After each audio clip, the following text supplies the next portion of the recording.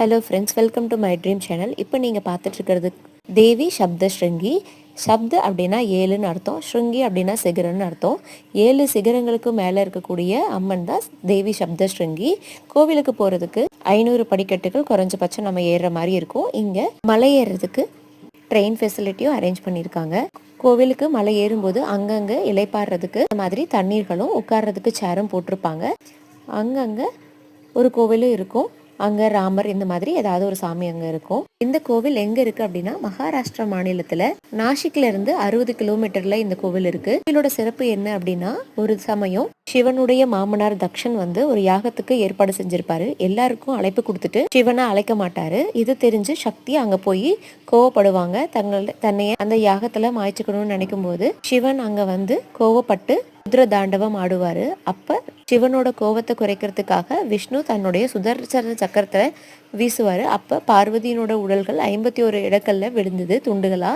அதுல பார்வதியோடைய வலது கை முட்டு இந்த சப்த ஸ்ருங்கி இடத்துல விழுந்தது. இது 51 சக்தி பீடங்கள்ல 3வது சக்தி பீடமா நம்மளால பார்க்க முடியுது. உள்ளுக்குள்ள பார்த்தீங்கன்னா மேற்கூரைகள் வேலை இப்பதான் போயிட்டு இருக்கு.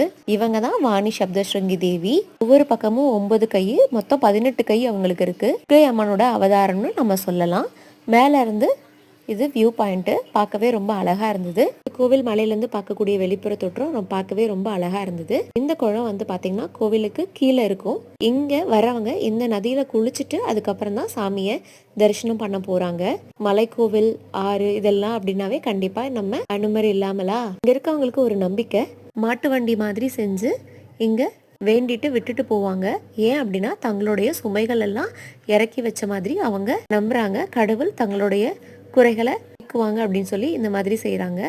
கோவிலுக்கு வெளியில் ஷாப்பிங் ஏரியா எல்லா ஊர்லேயும் இருக்க மாதிரி தாங்க. ஸ்வீட்ஸு, ஸ்நாக்ஸு இதெல்லாமே இருந்தது. கூடவே பார்த்தீங்க அப்படின்னா இங்கே குங்குமத்தை அரேஞ்ச் பண்ணி வச்சுருக்காங்க. பாருங்கள் எவ்வளோ அழகாக இருக்குது பார்த்தீங்களா. இது குங்குமம் தான், மயிலருக்கு மேலே குத்தி வச்சுருக்காங்க. பார்க்கவே சூப்பராக இருந்தது. சாமி தரிசனம் முடிச்சாவே கடைசியாக சாப்பாடு தாங்க. இந்த கோவிலில் அன்னதான ஃபெசிலிட்டியும் அரேஞ்ச் பண்ணியிருக்காங்க.